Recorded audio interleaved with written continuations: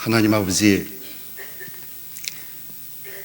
세상에서 들려오는 소문들은 날로 흉흉하고 앞날이 더 좋아질 것 같은 그러한 것들을 볼 수가 없는 세상이지만 하나님이 우리를 구원하시고 우리를 인도하셔서 결국 우리가 들어가게 될 하늘나라는 온전하고 또 화평과 평화가 넘치는 복된 나라인 것을 생각합니다.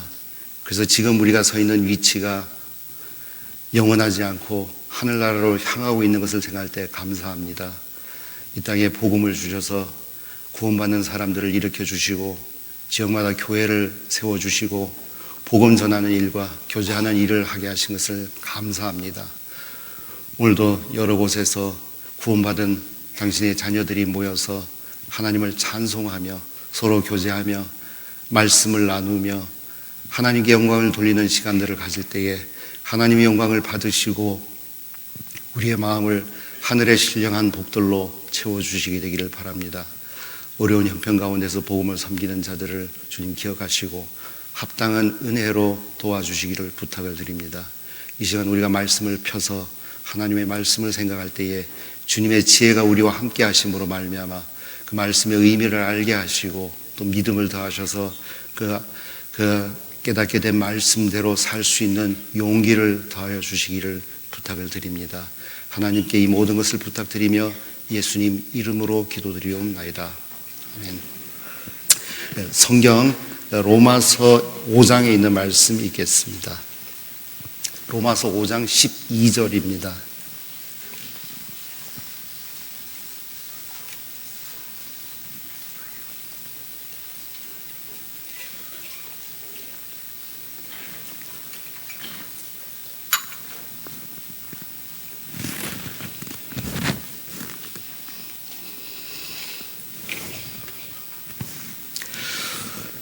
제가 가진 성경에는 신약 성경 245페이지입니다. 로마서 5장 12절부터 읽겠습니다.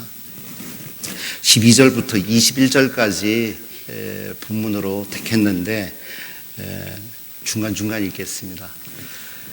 로마서 5장 12절 다 찾으신 줄 알고 제가 읽겠습니다.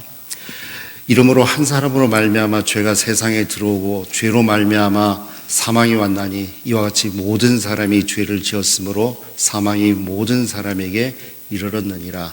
18절로 건너뛰겠습니다. 그런즉 한 범죄로 많은 사람이 정죄에 이른 것 같이 의의 한 행동으로 말미암아 많은 사람이 의롭다 하심을 받아 생명에 이르렀느니라. 한 사람의 순종치 아니함으로 많은 사람이 죄인 된 것 같이 한 사람의 순종하심으로 많은 사람이 의인이 되리라. 20절, 21절은 우리 같이 한 목소리로 좀 천천히 읽겠습니다. 율법이 가입한 것은 범죄를 더하게 하려 함이라.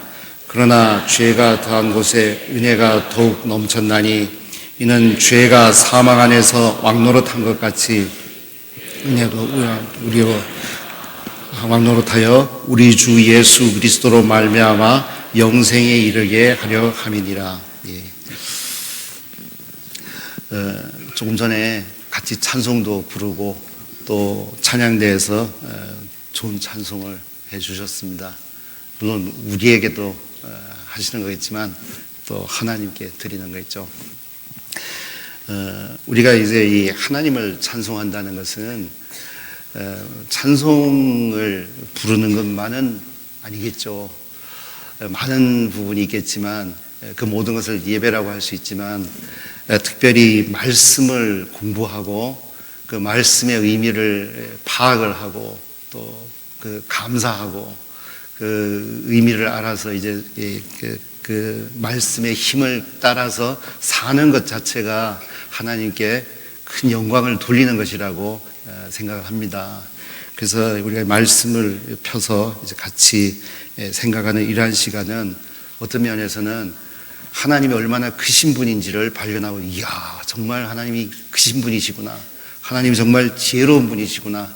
하나님이 정말 우리를 위해서 굉장히 많은 것들을 해놓으신 인자하시고 은혜가 많은 분이시구나. 앞으로 우리를 위해서도 굉장히 많은 것들을 준비하셨구나. 이제 이러한 것들을 발견하면서 우리가 감동을 하고 그 하나님을 더 사랑하게 되고 그분을 위해서 살려고 하는 마음이 일어나는 이런 것들은 사실은 귀한 찬송이라고 생각을 합니다. 그래서 주일날 이렇게 모여서 말씀을 같이 생각하는 이 시간은 어떤 면에서는 큰 찬양 가운데 중요한 부분이라고 생각을 하고 오늘 이 시간도 그러한 시간이 되기를 바라는 마음이 있습니다.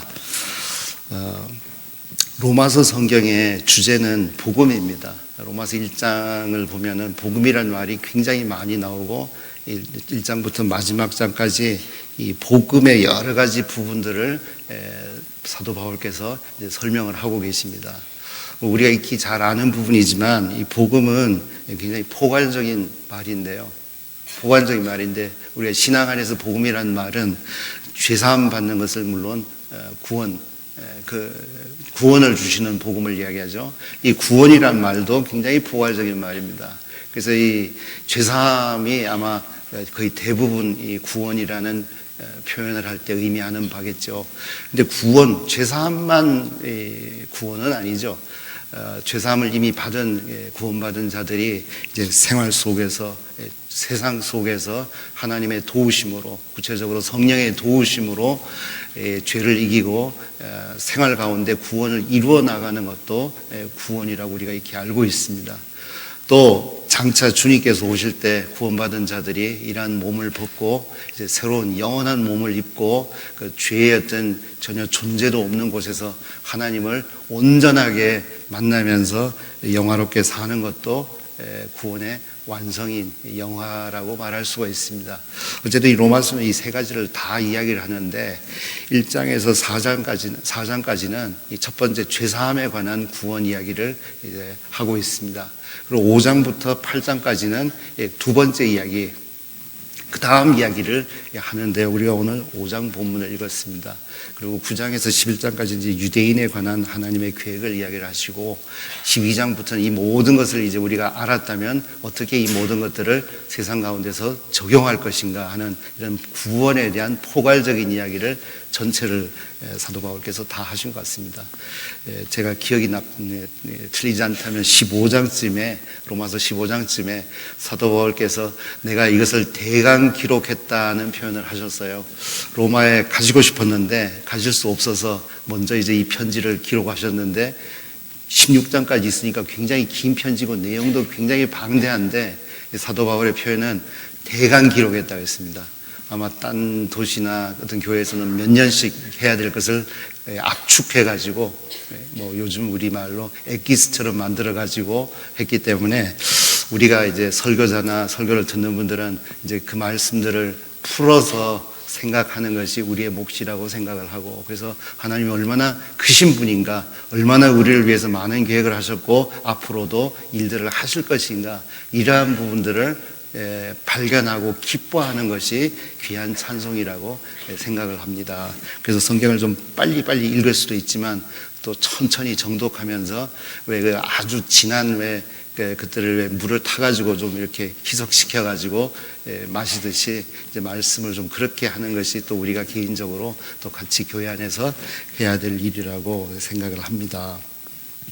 로마서 이제 5장 빨리 한번 보면요. 1절, 2절 말씀에 보면 뭐 할 이야기가 좀 저도 오늘 많아서 다 읽지는 않겠습니다. 1절, 2절에 보면 이제 그러므로 하는 접속사로 시작하는데 1장에서 4장까지의 결론을 이제 내립니다.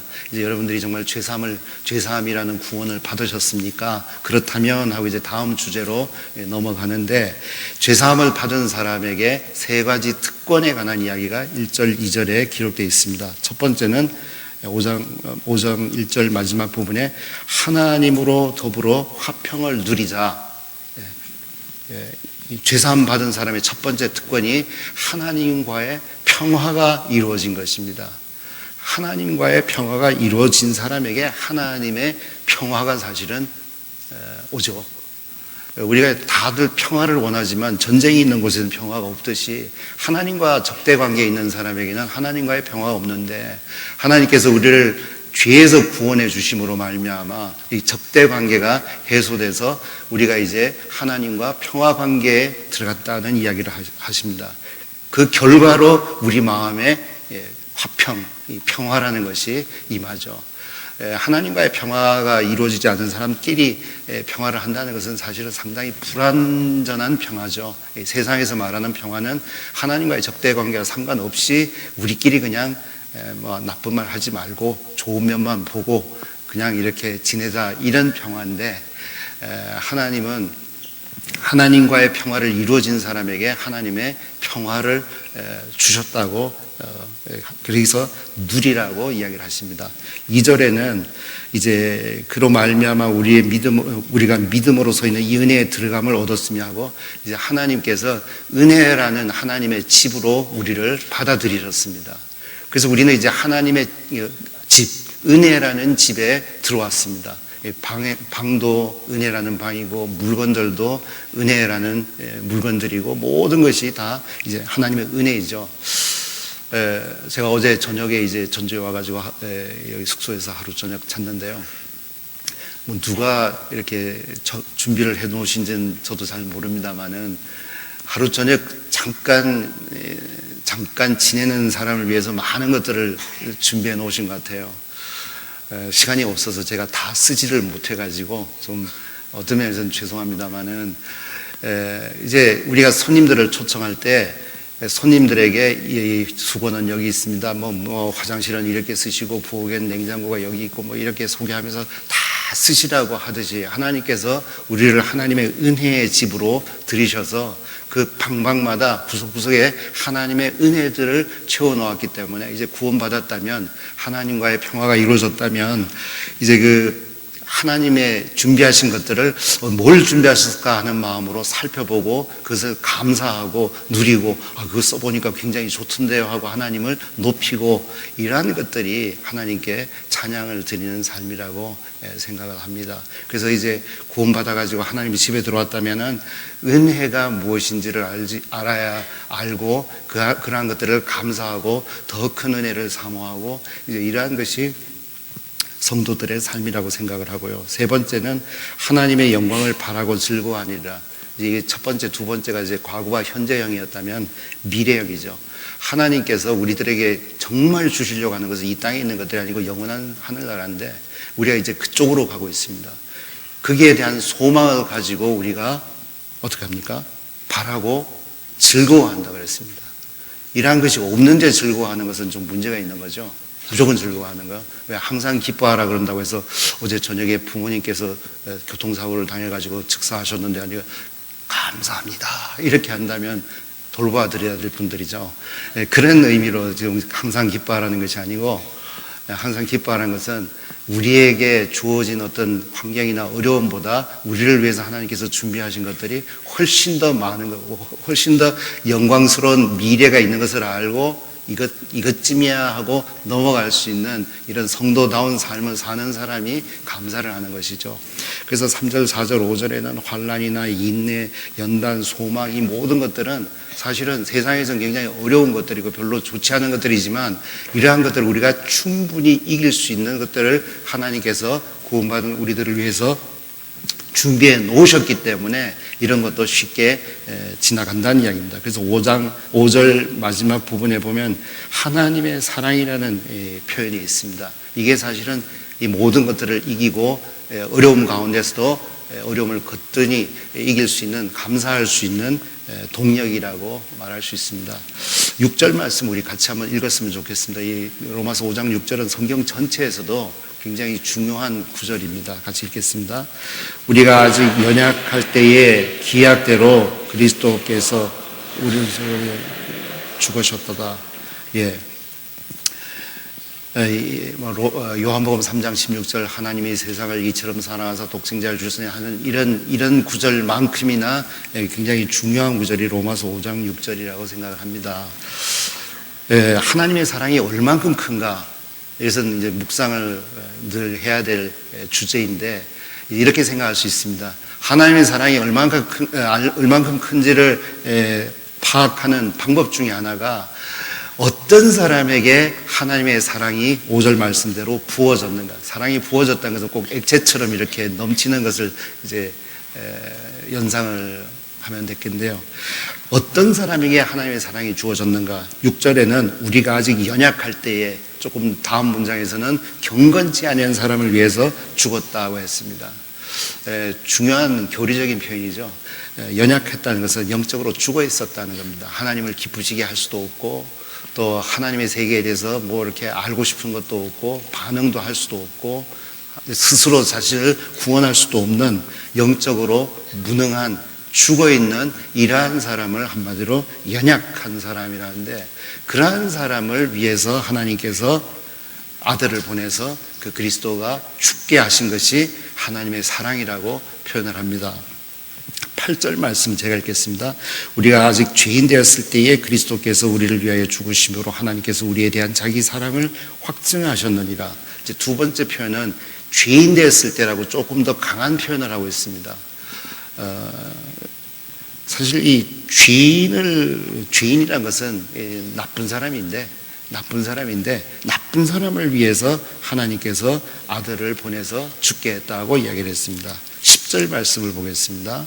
10절에 보면 곧 우리가 원수 되었을 때에 그 아들의 죽으심으로 말미암아 하나님으로 더불어 화목되었은즉, 우리가 죄인보다 더 나쁜 상태, 원수 되었을 때 하나님께서 아들을 보내서 우리를 위해서 죽게 하심으로 하나님과 화목되게 했다.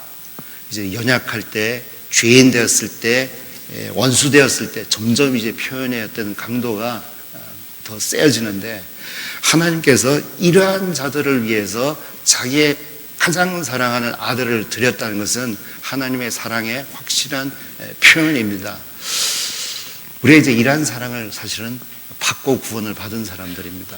우리가 몰라서 그렇지 우리는 정말 하나님의 그 어떤 세계, 영적인 세계에 있어서는 죽어있던 사람이고 죄인들이었고, 또 우리는 하나님과 원수된 사람들이었습니다. 몰라서 그랬죠.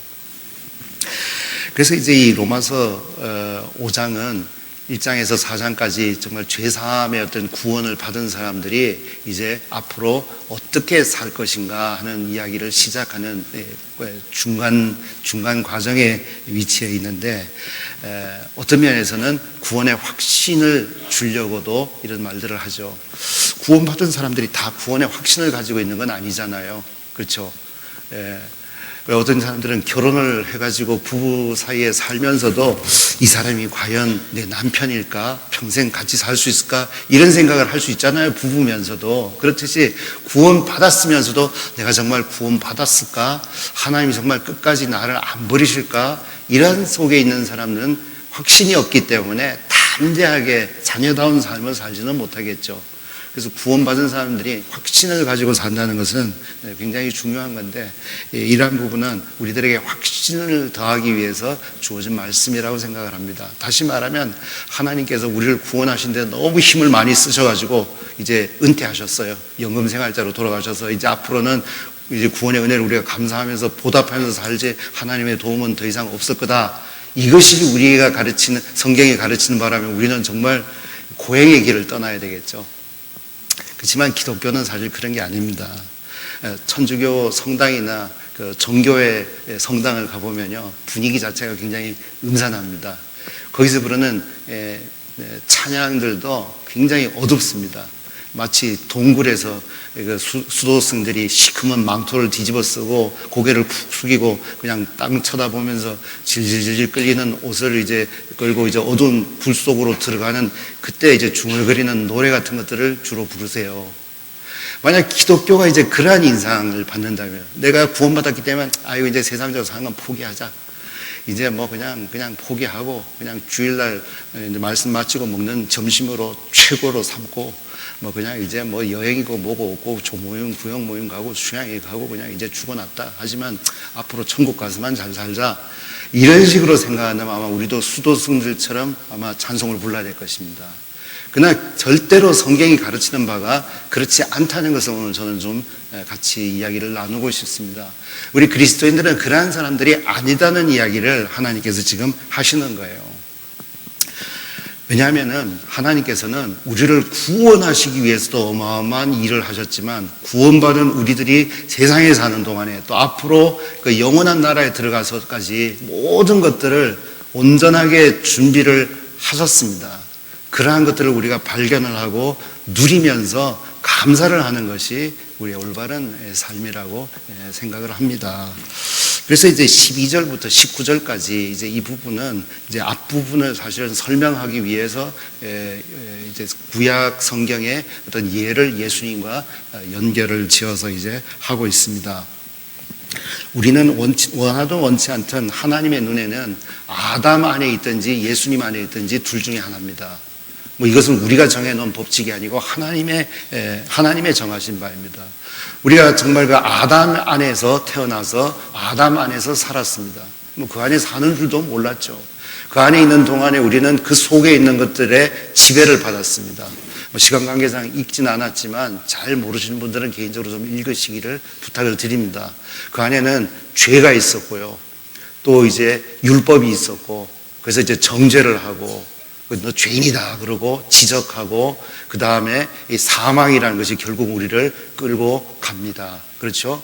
그래서 거기는 별로 좋은 색깔이 안 나옵니다. 아마 수도승들 이야기를 제가 했는데, 불 속에 사는 수도승들 그냥 그 채찍 가지고 매일 등을 두드려 때리면서 내가 이렇게 해서는 안 되는데, 그렇게 안 살 수도 없는 사람들이 이렇게 해서는 안 되는데, 그리고 자기를 늘 자책하고, 이제 이렇게 살면서 이렇게 살다 보면 저 나라 가면 좀 좋아지겠지. 그렇게 사는 사람들을 볼 때 누가 저 하나님 참 좋은 분이다, 나도 저런 하나님을 알고 싶어, 이런 마음을 가질 수가 있겠습니까? 그것은 성경이 이야기하는 바가 아닙니다. 우리는 예수님을 알기 전에, 구원받기 전에 아담 안에 있었습니다.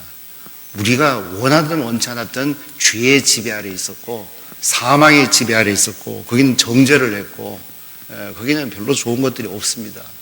이 지배 아래 있다는 것은 나는 종이라는 이야기죠. 오늘 이제 설교 제목을요, 21절에 나오는 죄가 사망 안에서 왕노릇 한 같이 은혜도 또한 의로 말미암아 왕노릇 한다는 이 부분을 가지고 죄의 왕노릇과 은혜의 왕노릇이라는 제목을 붙여봤습니다. 그래서 이 부분을 지금 사도 바울께서 설명을 하고 계십니다. 이것은 이제 신앙의 굉장한 원리를 설명을 하시는 거죠. 우리는 아담 안에 있었습니다. 별로 좋지 않은 것들 아래에 있었습니다. 여기 이제 이 표현들 가운데 이제 이 14절에 보면은 아담은 오실 자의 표상이라는 표현이 제일 마지막 부분에 기록되어 있습니다. 아담은 오실 자의 표상이라. 그래서 이제 고린도전서 15장에는 첫째 아담, 둘째 아담, 마지막 아담 이래 가지고, 첫째 아담은 원래 이 아담을 말하고 마지막 아담은 예수님을 이야기합니다. 이 두 집안이 세상에 존재한다는 것을 성경이 가리키고 있는데, 우리가 구원받기 전에는 원하든 원치 않든 아담이라는 집안에 속해 있었습니다. 거기에 어떤 법이 있고 거기에 어떤 통치하는 룰들이 있었다는 거죠. 그것은 죄고 율법이고 사망이고 이러한 것들입니다. 그런데 예수님의 집안에는 전혀 다른 것들이 있는데, 죄 대신에 의가 있고, 사망 대신에 생명이 있고, 율법 대신에 은혜라는 것이 있고, 전혀 다른 것들이 하나님의 통치의 수단인 것입니다. 그래서 지금 내가 어느 집안에 속해 있느냐, 내 위치가 어디냐 하는 것을 정확하게 아는 것은 신앙생활을 하는데 굉장히 중요하죠. 정말 몸은 예수님 안에 들어와 있으면서, 영적인 것이 영적으로 우리가 예수님 안에 들어와 있으면서 마음은 여전히 아담에 속한 세계 속에서 산다면 신앙이 굉장히 어려울 것이고 전부 다 헝클어질 것입니다. 왜 이런지 모를 것입니다.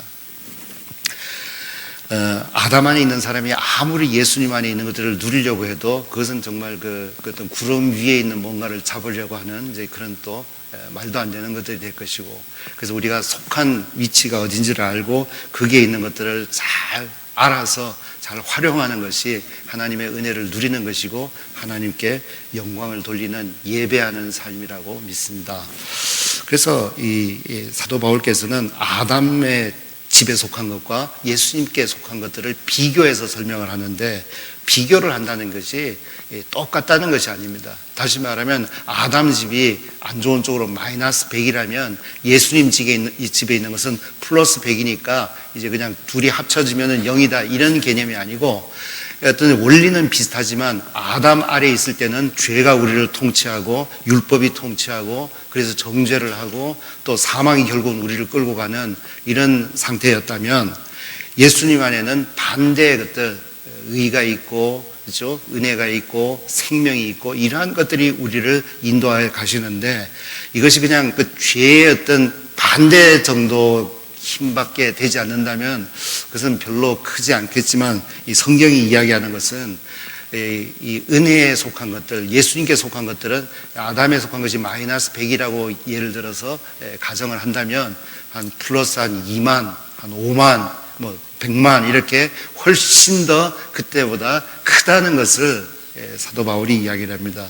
제가 그냥 이야기를 드리는 게 아니고, 여기 보면 9절 말씀 보세요. 9절 말씀 보면 그러면 이제 우리가 그 피를 인하여 의롭다 하심을 얻었은즉 더욱 그로 말미암아 진노하심에서 구원을 얻는다는 것은 나중에 심판받을 때 우리가 구원받는다는 거죠. 심판이 지나갔다는 이야기죠. 근데 여기 표현에 더욱이라는 표현이 있습니다. 더욱.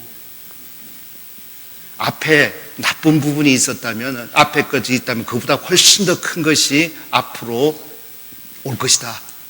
그래서 더욱이라는 표현을 썼고, 10절에도 보면 중간에 하나님으로 더불어 화목되었은즉 화목된 자로서는 더욱 그의 살으심을 인하여 구원을 얻어. 이 두 번째 구원은 지금 죄사함 받는 구원을 이야기하는 거 아니죠. 앞으로 이제 생활 가운데서 또 몸에서 구원받을 것을, 영화롭게 될 것을 이야기를 하는데 더욱이라 그랬습니다.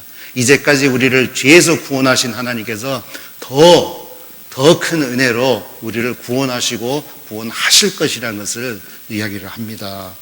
그런 이야기가 15절에도 있습니다. 중간에 빨리 보시면 더욱이란 단어 찾으셨어요? 15절에도. 15절에도 있고 17절 중간쯤에도 보면 한 사람의 범죄를 인하여 사망이 한 사람을 말미암아 왕노릇 하였은즉 더욱 은혜와 의의 선물을 넘치게 받는 자들이 하면서 더욱이라는 표현이 있고요. 20절에도 보세요. 제일 뒤에 죄가 더한 곳에 은혜가 더욱 넘쳐요. 그렇죠? 이렇게 이제 더욱이라는 표현이 여러 번 반복이 됩니다. 아마 이게 키워드 같아요. 이 로마서 5장에 아담의 집에 있고 예수님 집이 있는데 뭐 이렇게 두 개를 그냥 동일하게 마이너스 100이면 여기 플러스 100이다 이 정도가 아니고, 이쪽 예수님께 속한 것이 훨씬 더 크다는 것을, 이 더욱이라는 단어를 여러 번 이렇게 사용하심으로 사도 바울께서 우리들에게 이제 이야기를 하셨습니다. 이 부분을 좀 오늘 잘 이야기를 드리려고 합니다. 자, 20절, 21절 이제 다시 보겠습니다. 20절, 21절 보면은 율법이 가입한 것은 범죄를 더하게 하려 함이라. 이게 첫 번째 문장인데요. 이 부분을 좀 생각을 하고 싶고요. 두 번째는 그러나 죄가 더한 곳에 은혜가 더욱 넘쳤나니. 두 문장 다 굉장히 뭐랄까요? 오해를 불러일으킬 만한 문장입니다. 그렇죠? 율법이 가입한 것은 범죄를 더하게 하려 함이라. 굉장히 많은 오해를 불러일으키는 표현이고, 두 번째 문장은 더 많은 오해를 불러일으키는 문장입니다. 그러나 죄가 더한 곳에 은혜가 더욱 넘쳤나니. 그러면 죄를 좀 더 지어야 은혜가 더 넘치는가?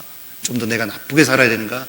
이렇게 있는 분들은 뭐 남들 못 듣게 난 난독증인가 봐 이렇게 이제 생각을 하셔야 되는데, 사실 죄사함의 어떤 복음을 듣지만 그것을 이해하지 못한 분들은 꼭 그런 생각을 하시더라고요.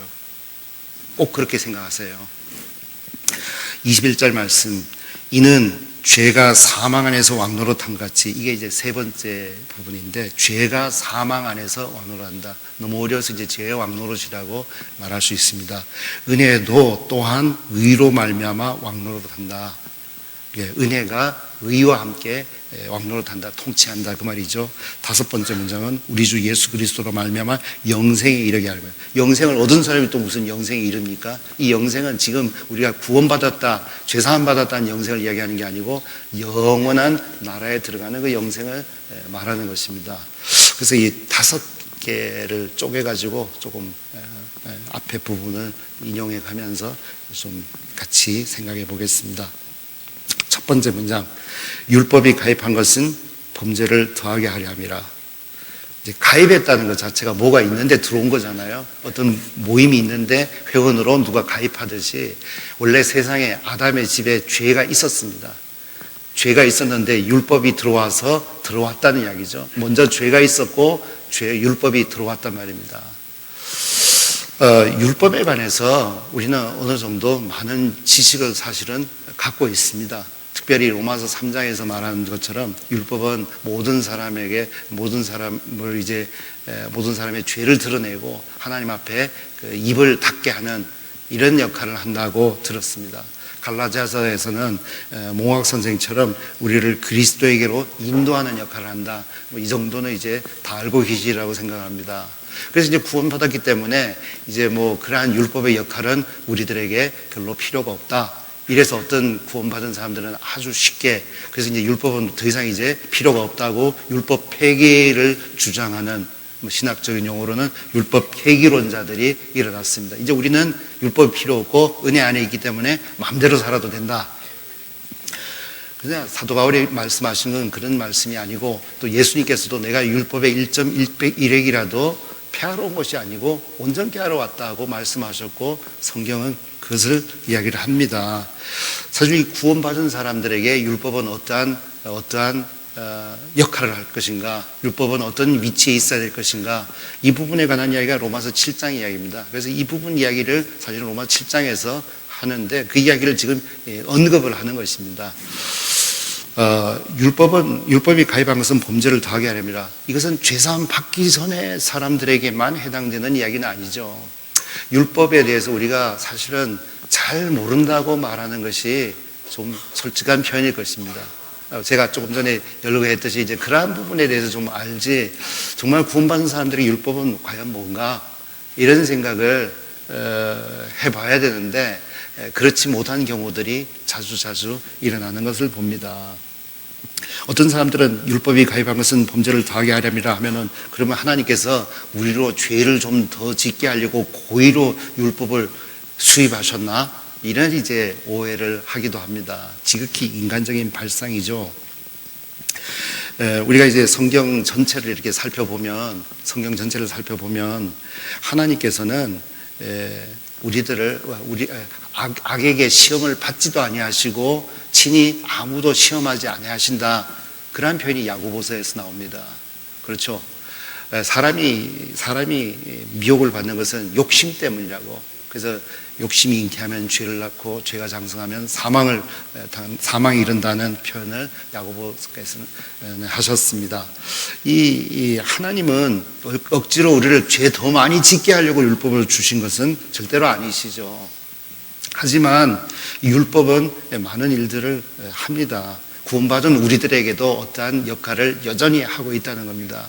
사실 우리가 구원받았지만 바로 천국 가서 있는 것은 아니잖아요. 여전히 세상에 있고 우리가 육신 안에 있습니다. 몸 안에 있다는 말뿐만이 아니라 어떤 하나님의 성령을 거스리는 반대쪽에 있는 육신이라는 이 몸 안에 있습니다. 죄의 몸 안에 있기 때문에, 그래서 이제 6장에서는 이런 많은 부분들을 사실은 이야기를 합니다.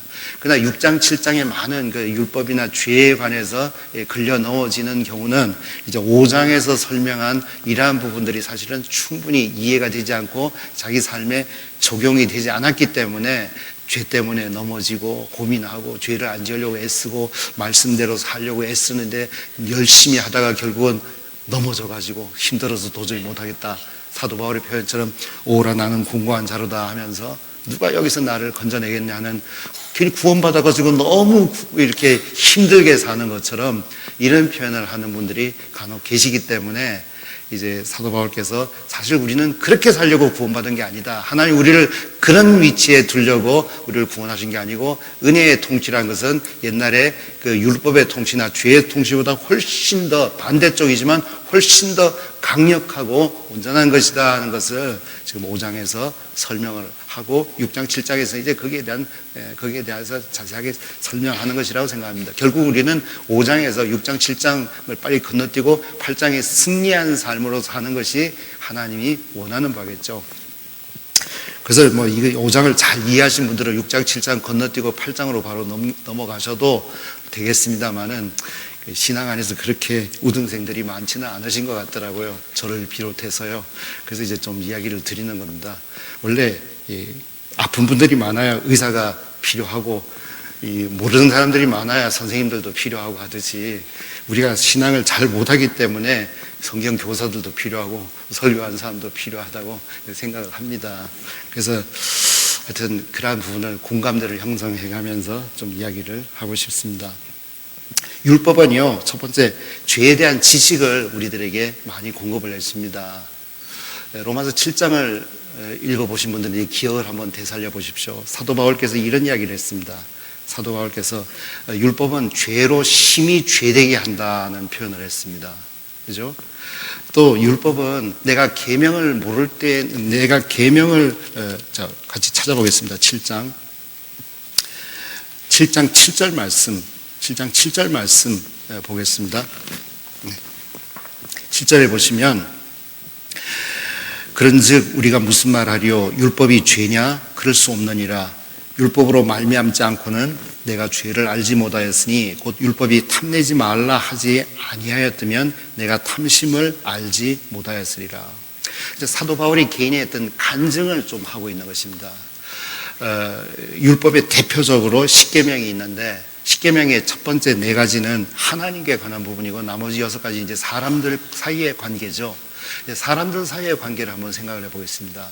이 6가지의 계명이 있는데 6가지 중에 5가지는 행동을 규정하는 겁니다. 뭘 해라, 뭘 하지 말아라. 그렇죠? 도둑질 하지 말라, 뭐 부모를 공경해라, 뭐 간음하지 말아라, 거짓말하지 말아라 이런 것인데 10번째 계명은 탐내지 말라는 것은 행동을 규정하는 것이 아니고 우리 마음에 관한 이야기예요. 사도 바울은 이제 바리새인으로 아주 좋은 교육을 받으신 훌륭한 그 유대교인이었는데 이분이 행동에 관해서 나쁜 일을 했다고는 생각지 않습니다. 나는 율법을 온전히 지켰다 이렇게 자부하는 분이셨겠죠. 근데 탐심을 어떻게 할 수가 없었던 거예요. 남의 집에 가서 이게 좋다 이 정도 생각에서 끝나는 게 아니고 그냥 저런 거 우리 집에 갖다 놓으면 좋겠다 이런 생각이 자기도 모르게 이게 올라올 때가 있겠죠. 사도 바울이 성경에서 말하는 대로 남의 아내를 탐내고 남의 물건을 탐내고 남의 귀한 것들을 명예를 탐내고 이런 것들은 행동은 훔치지 말라 그러면은 탐심이 있어도 뭐 그 제어를 할 만한 그런 인격을 소유를 했겠지만 마음에 관한 것은 우리가 제어를 할 수가 없는 거예요. 그렇죠? 여러분 엑스레이 사진 찍어 보셨어요? 또 뭐 MRI 같은 그런 사진 찍어 보면요. 그 사진 보시면은 여러분 알아보시겠어요? 이게 나구나 하고. 우리는 보통 이제 그냥 이 외모만 찍는 사진에 익숙하기 때문에 자기를 잘 찾는데 제가 몇 년 전에 이제 그 봄에 알레르기 증상이 있어가지고 이제 이 속을 얼굴이지만 얼굴 사진인데 속을 좀 찍어가지고 이제 나중에 간호사가 저한테 그 사진을 갖다 주길래 저라고 그러길래 제가 이렇게 생겼어요. 깜짝 놀랐어요. 이 피부 속에 한 1, 2cm 속을 찍어놨는데 전혀 저 같지 않더라고요. 근데 저래요. 그래서 저라고 받아들이지만 소화가 영 안 됐습니다. 내가 이렇게 생겼나? 전혀 상상도 못했고 참 받아들이기 힘든 현실이었어요. 우리가 이제 겉으로는요, 이거 하지 마라 그러면 안 할 수 있습니다. 좀 수련하면요, 그렇죠? 근데 이 마음에서 일어나는 것은 우리가 관리할 수 있는 대상이 아니에요. 이 겉으로도 그냥 뭐 외모에 그냥 화장품을 바르고 뭐 여자분들 같으면 화장을 하고 그러죠. 그것은 어느 정도 이제 뭐 머리가 휘어지면 염색도 하고 뭐 헤어스타일도 바꾸고 조금 고치는데 속은 어떻게 고칩니까? 핏줄을 어떻게 고치고 신경은 어떻게 고치고 그건 어떻게 고치겠습니까? 지금 이 10번째 계명 우리 마음에 관한 얘기 탐심 사도 바울이 여기 걸렸어요. 딴 건 다 자신이 있는데 이 탐심은 늘 이 발목을 잡아요. 너 탐냈지? 탐 안 내고 싶은데 탐심이 벌써 올라와 버렸어요. 그럴 때 있습니까? 이 탐심이라는 것은 우리가 컨트롤할 수 있는 게 아닙니다. 제어 불능이에요. 이 하나님의 계명 때문에 바울이 죄를 깨달았다고 이야기를 했습니다. 율법은요, 죄가 무엇인지를 정확한 지식을 우리들에게 제공을 합니다. 하나님의 율법을 껍데기로만 아는 사람들은 나 이거 했어, 나 이거 안 했어 이렇게 생각을 하지만 그 율법을 주시는 하나님의 정신이 없을 때가 많죠. 예를 들면 농사를 짓는 사람들이 곡식을 끝까지 다 베지 말고 어느 정도 베고 조금 남겨두라 그랬습니다. 이삭이 떨어지면은 줍지 말고 가난한 사람들을 위해서 남겨두라 그랬습니다. 너희들도 전에 종되었던 때가 있지 않았느냐 하고 이야기를 하십니다. 하나님께서는 우리들의 하나님만 아니고 모든 사람들의 하나님이기 때문에 연약한 사람들, 가난한 사람들을 배려하시는 그 마음이 그 계명 속에, 율법 속에 있단 말입니다. 근데 우리는 내가 남들에게 직접적으로 피해만 입히지 않으면 내가 끝까지 다 수확을 한다. 사실 이것은 죄가 아니라고 생각할 수 있지만 율법에는 그것도 죄라 그랬거든요. 예, 나무에 열매가 달렸는데 다 따지 말고 좀 일부를 남겨두라고 했습니다. 그래서 가난한 사람들이 들어가서 그냥 좀 배고픈 사람 들어가서 따먹을 수 있게. 이제 뭐 보자기를 싸가지고 가가지고 담아오는 것은 범죄 행위겠지만 배고파서 남의 집에 들어가서 먹는 것을 하나님께서 율법 가운데 허용을 하신 거예요. 이제 우리는 자기는 나름대로 자기의 어떤 법으로 착하게 살았다지만 하나님 볼 때는 우리는 율법을 사실은 어긴 사람들인 거예요. 그렇죠. 율법을 어긴 사람들입니다. 제가 아주 어릴 때요. 아주 어릴 때 뭐 어머니 등에 업혀가지고 이제 교회 학교를 다녔으니까 구원도 못 받고 다녔으니까 아주 어릴 때부터 교회를 다녔는데 초등학교 한 4, 5학년 때쯤이라고 생각합니다. 이제 교사 선생님께 간음이 뭐예요? 하는 질문을 드렸어요. 이제 교사 선생님이 이제 대학교 여학생이었어요. 얼굴이 갑자기 빨개지시더니 어디 도망가셨어요. 그러더니 이제 어떤 집사님을 한번 데리고 오셨어요. 대답하실 거라고.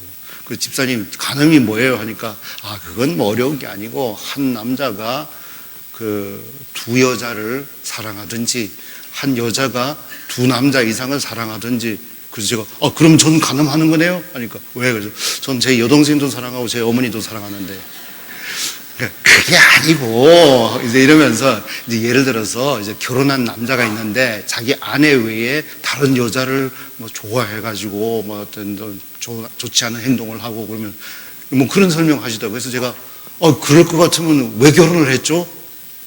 이제 제 수준이 그랬어요. 그럴 것 같으면 왜 결혼을 해요? 딴 여자하고 살지, 그쵸? 이해가 안 갔어요. 근데 나이가 조금 드니까요, 아무도 설명해 주지 않았는데, 뭐 전 소설이나 영화나 전부 다 그런 이야기여서 다 이해가 갔습니다.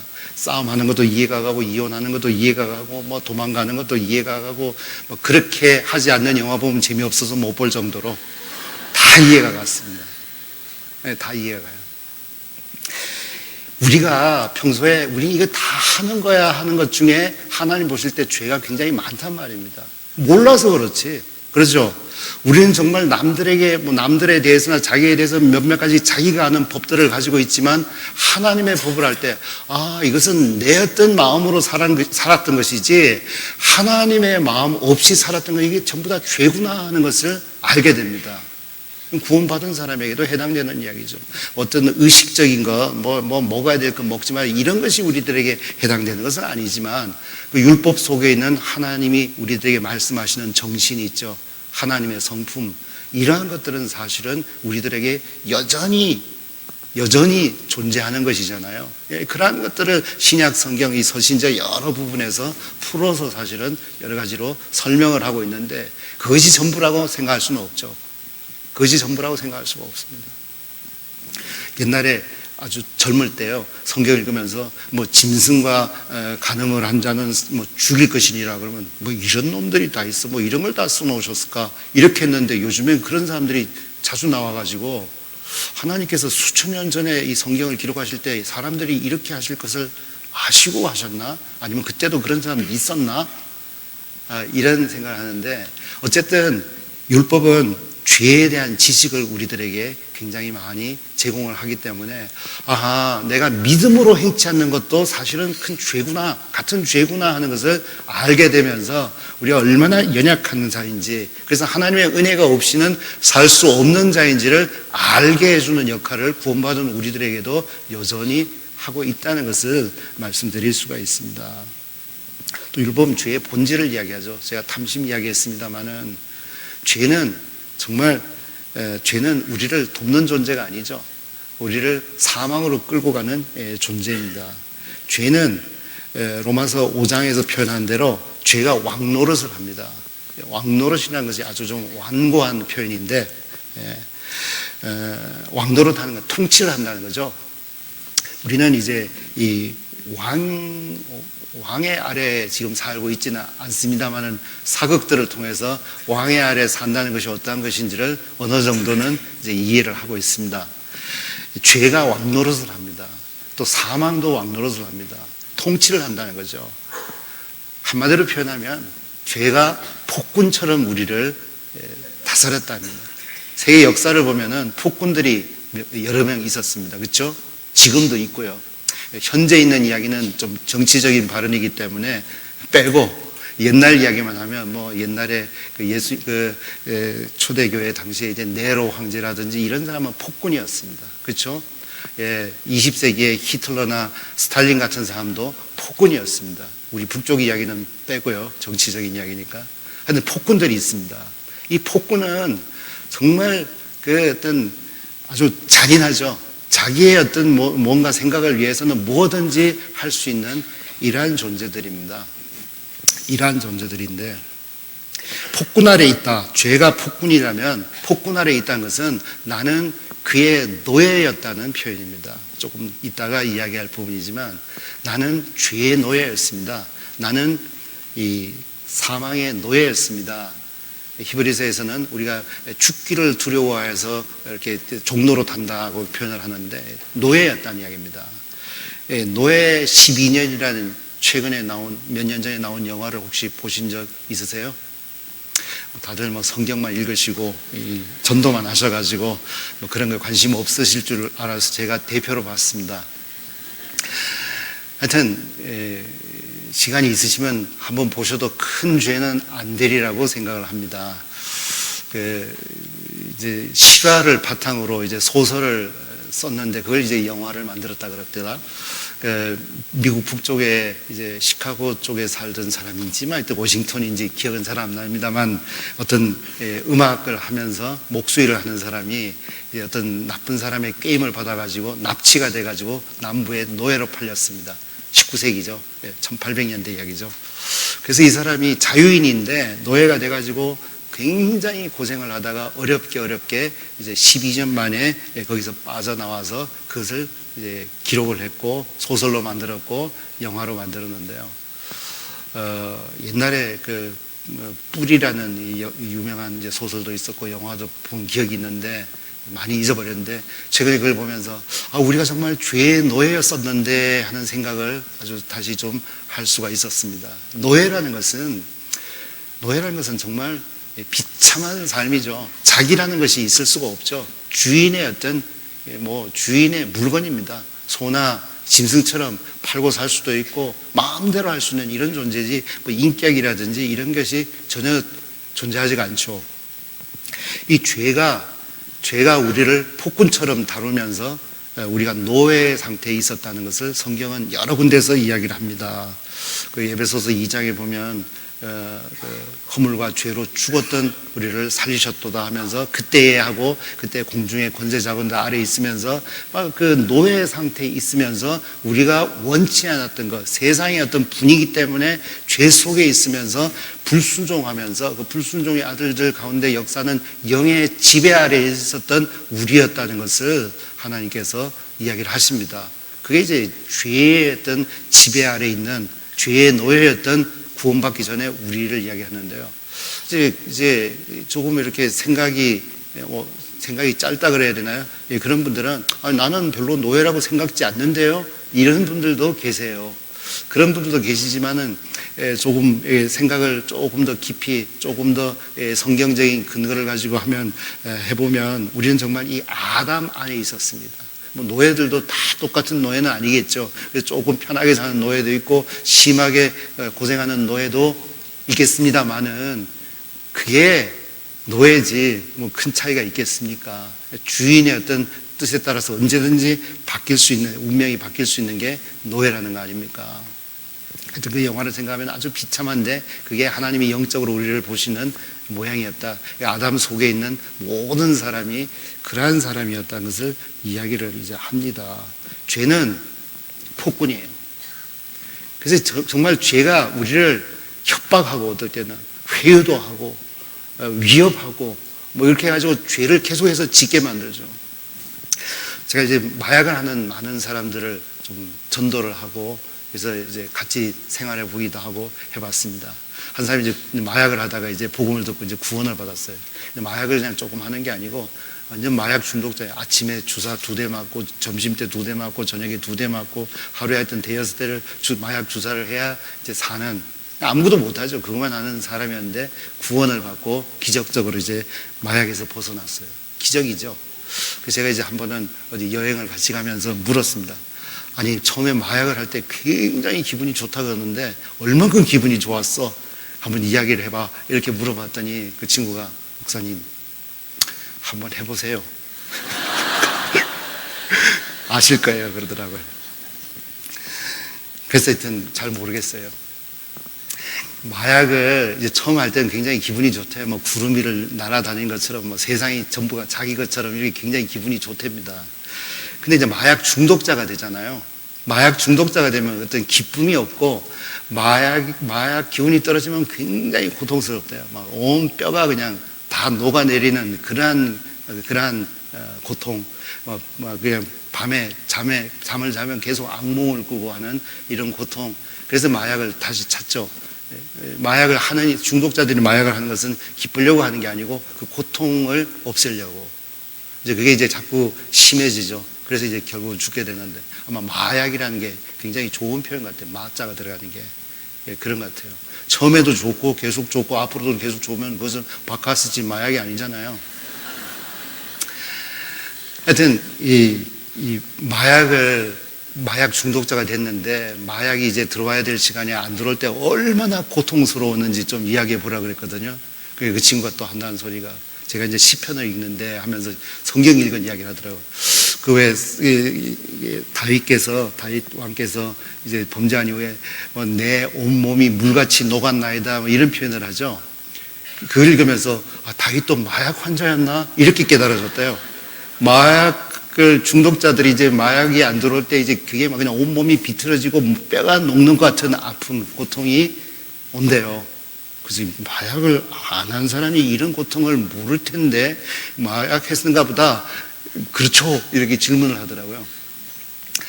하여튼 마약 안 들어올 때 중독자가 얼마나 고통스럽냐 하니까 마약 중독자 한번 대보세요. 아실 거예요. 이제 그렇게 또 대답을 하더라고요. 죄가 처음에는 우리들에게 기쁨을 줍니다. 죄는 항상 기쁨을 주죠. 죄가 주는 기쁨이 좀 있습니다. 오늘도 기쁘고 내일도 기쁘고 10년 후에도 기쁘고 죽을 때까지 기쁘고 영원토록 기쁨은 이게 죄가 아니죠. 마약도 그렇다고 마약이 아니죠. 잠깐의 기쁨이 있는데 결국은 굉장히 쓰게 아프게 고통스럽게 마치는 것이 죄라는 겁니다. 그러니까 죄가 주는 기쁨이 있기 때문에 사람들이 죄를 짓지만 기쁨 뒤에 오는 고통이나 어떤 결과를 모르기 때문에 사람들이 죄에 빠진데 항상 사단은 죄로 우리를 유혹하면서 항상 모든 것이 다 좋아질 것처럼 다 아름다운 것처럼 이렇게 우리를 속이는 그게 이제 사단이 하는 일입니다. 그래서 율법은 성경 특히 구약 성경 전체를 율법이라고 생각할 때 하나님을 떠나고 죄를 지은 사람들의 결과가 어떠한 것인지를 결과를 많이 보여줍니다. 처음은 이랬지만 결국은 어떻게 되느냐. 율법이 이제 하는 일이 이렇게 하지 말라 하고 그 결과를 보여주는 일을 또 합니다. 죄에 대해서 하나님께서는 율법을 통해서 죄에 대해서 자각을 자꾸 할 수 있게 합니다. 예를 들면 어린아이들이 하는 행동들이 나쁜 게 굉장히 많잖아요. 나쁜 게 굉장히 많지만 너무 어리니까 그게 나쁜 줄을 모르고 있다가 어느 정도 자랐을 때 가르쳐주면 내가 정말 옛날에 했던 것이 굉장히 나쁜 일이었구나 하는 것을 알 때가 있잖아요. 가끔씩 뉴스에 보면은 아이들이 아파트 옥상에 올라가서 밑으로 돌 던지고 벽돌 던지고 이래가지고 하는데 가끔씩 크게 다치고 하는 분들이 있잖아요. 아이들은 장난이에요. 이게 얼만큼 위험하고 나쁜 일인지 모르고 장난을 치는데 사실 어른이 그러면은 범죄 행위죠. 아이들도 사실 범죄 행위입니다. 다만 아이들이 지각이 부족하니까 좀 봐주는 거지. 그래서 나중에 내가 그때 했던 게 아무도 안 다쳐서 그렇지 큰일 날 뻔했구나. 그래서 나중에 느끼겠죠. 우리 정말 하나님의 법을 조금씩 알게 되면 내가 그냥 그때는 괜찮은 줄 알았던 게 다 하는 일인 줄 알았는데 이게 하나님 볼 때는 굉장히 악한 것이구나. 하나님 마음은 이런 것이었구나. 이런 것들을 율법이 계속해서 우리들에게 이제 가르쳐 줍니다. 근데 율법이 하는 일 중에 하나가 우리를 죄 속으로 떠밀어 넣는 일을 해요. 뭐 이거 하지 말라 그러면요, 사람들은 아무 생각 없다가 그것을 하고 싶은 마음이 일어납니다. 예를 들면은 학교에서 이제 중고등학교에서 성교육 같은 거 하죠. 이렇게 하면은 아무 생각 없는 저거 재밌을 것 같은데 이런 반대의 어떤 생각들을 합니다. 텔레비전에서 막 많은 어떤 범죄들을 보여주면서 이래서는 안 된다는 쪽으로 아마 이야기를 하시는 것 같은데 대부분의 범죄자들은 영화 보면서 연속극 보면서 자기 범죄를 다 연구를 한다 그러더라고요.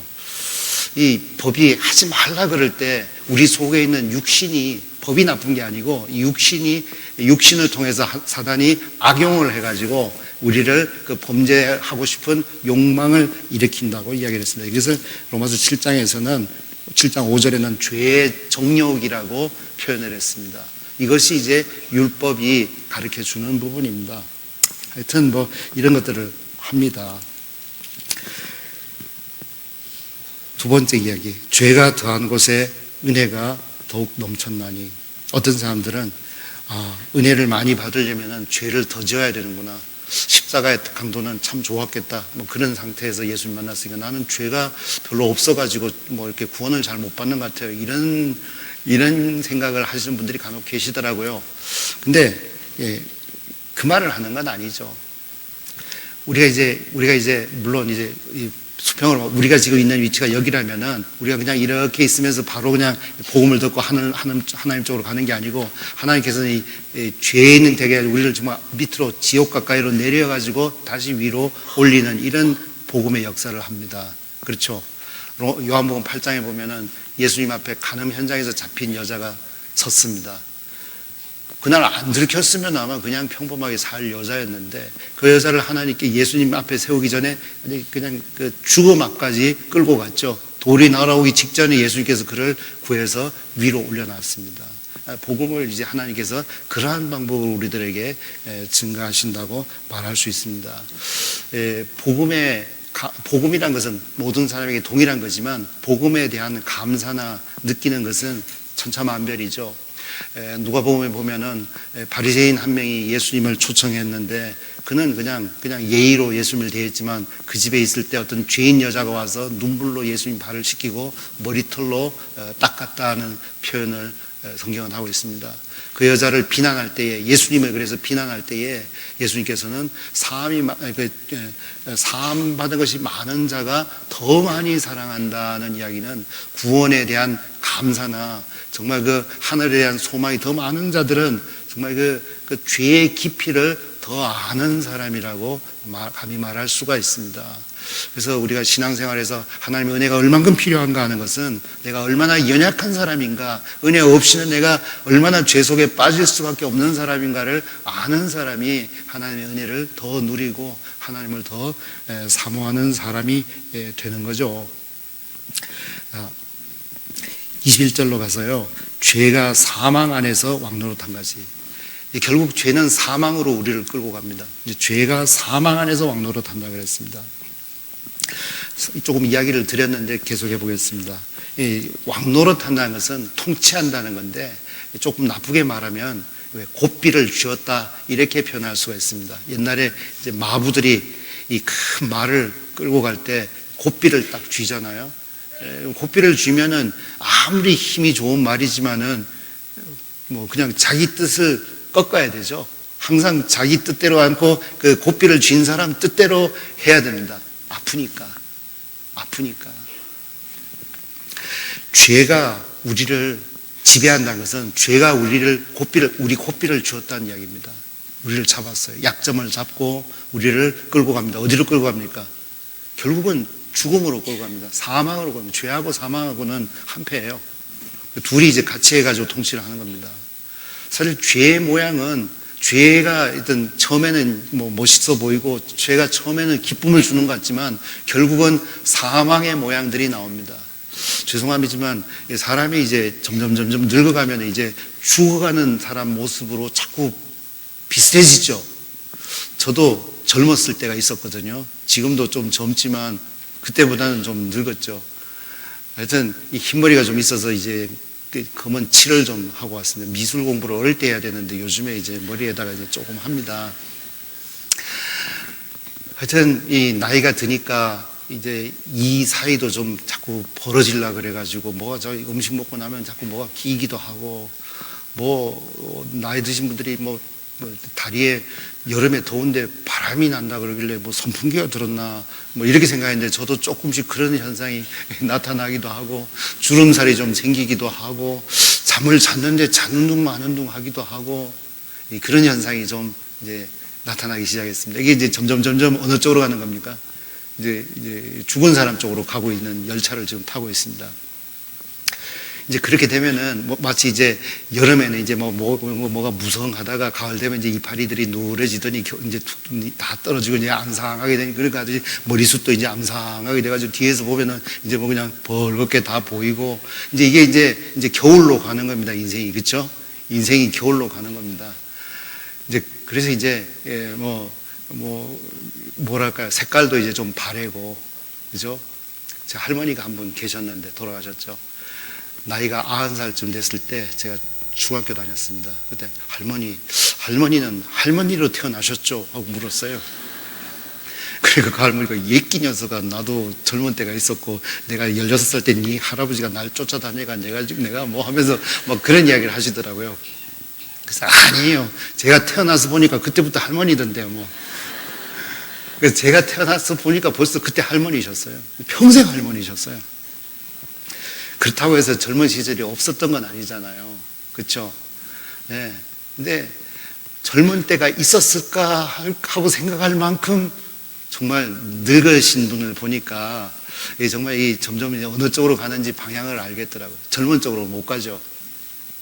뭐 껍데기 조금 이렇게 그냥 색칠을 해놔도 속까지 우리가 다 바꿀 수는 없잖아요. 이 죄라는 것이 우리를 사망 쪽으로 세게 끌고 가고 있습니다. 죄를 지으면 처음엔 기쁨이 있지만 조금 있으면 사망의 냄새가 난다고 성경은 이야기를 합니다. 대표적으로 다윗이 죄를 지었을 때 그 남자답고 그 정말 믿음 좋고 정말 훌륭한 신앙인이 아주 옹졸해지죠. 그렇죠? 자기가 죄를 지었는데 그걸 감추기 위해서 우리아를 전쟁터에서 보내가지고 꼼수를 부리고 술 마셔가지고 집에 가서 자라 그러고 몇 년 있다 오면 누구 아들인지 알게 뭐야 이런 생각도 하고 그게 안 되니까 청부살인하라고 그냥 요압 장군에게 편지 써 보내고 다윗이 원래 그런 분이 아니셨잖아요. 그렇죠? 정말 남자답고 신앙인이었고 하나님을 두려워하고 사울 왕의 그 옷자락을 뵀을 때 그것 때문에 양심의 가책을 느낄 만큼 하나님께 민감한 훌륭한 분이셨는데 죄를 지으니까 옹졸한 사람, 좀 째째한 사람, 조잡한 사람으로 바뀌더라고요. 이게 이제 죄가 우리를 사실은 고삐를 줄 때 우리에게서 나타나는 현상들입니다. 그런 사람들은 마음이 삐뚤어지고 좁아지고 어두워지고 매사에 부정적이고 그러죠. 죄가 우리를 지배할 때 나타나는 현상들입니다. 에베소서 2장 아까 이야기를 인용해서 드렸지만 정말 공중의 권세자마가 세상의 어떤 유행이나 세상의 여러 가지 풍조들을 이용해가지고 우리의 고삐를 잡고 있습니다. 우리가 500년 전에 이 세상에 살았다면 아마 저도 이렇게 이런 옷을 입고 있지 않았겠죠. 두루마기 입고 상투를 트든지 갓 쓰고 여기 앉으신 분들도 대부분 다 다른 옷을 입고 다른 외모를 하셨을 거예요. 또 형제님들 자매님들 같이 앉지도 못하고 중간에 커튼 치고 이렇게 앉았어야 될는지도 모릅니다. 근데 이제 우리가 알게 모르게 세상이라는 것이 사실은 우리에게 많은 영향을 미치고 있습니다. 세상의 영향이 교회 안에도 꽤 많이 들어오죠. 그렇지 않습니까? 예. 그러면서 어떤 것들은 그러한 것들이 처음에는 우리에게 기쁨을 주는 것처럼 좋게 하는 것처럼 하지만 우리의 발목을 잡아서 그 죄 속에 딱 걸리면요. 그 죄의 어떤 덫에 걸리면 다윗 왕 예를 들었지만 옹졸해지고 비급해지고 그냥 쪼잔해지고 사람이 죽는 사람 모양이 나타나요. 왜 사람이 죽기 전에 보면 색깔이 거의 그냥 새카매지고 이 몸에 열도 없이 그냥 차갑고 뻣뻣해지고 그러지 않습니까? 그렇듯 것처럼 죄라는 이 병에 걸려가지고 죽음으로 갈 때는요, 죽은 사람 모양이 자꾸 나타납니다. 그러한 모양이 나타납니다. 영적으로 죽어있는 모양이 나타나는 것이 죄가 우리를 지배할 때인데, 구원받기 전에만 그런 게 아니고 마귀는 우리의 신분을 뺏을 수는 없지만 구원받은 우리들을 다시 또 죄로 끌고 가가지고 마치 아담 집에 사는 것처럼 우리를 정죄하고 우리를 정말 비참하게 그런 쪽으로 끌고 가려고 하는 일을 계속해서 하기 때문에 로마서 6장, 7장 이야기가 기록됐다고 생각합니다. 어쨌든 노예입니다. 노예였다고 했습니다. 그게 이제 죄사함 받기 전에 속한 모든 사람이지만 죄사함 받은 사람들이 몸은 영적으로 우리가 몸은 예수님 안에 있지만 마음이 다시 그쪽에 속할 때 죄의 유혹을 받아 죄 속에 빠질 때 죄가 다시 우리 신분을 바꿀 수는 없지만 우리를 잡고 그쪽 삶을 살게 할 때 정말 그 모든 것이 다 혼돈돼 버릴 것입니다.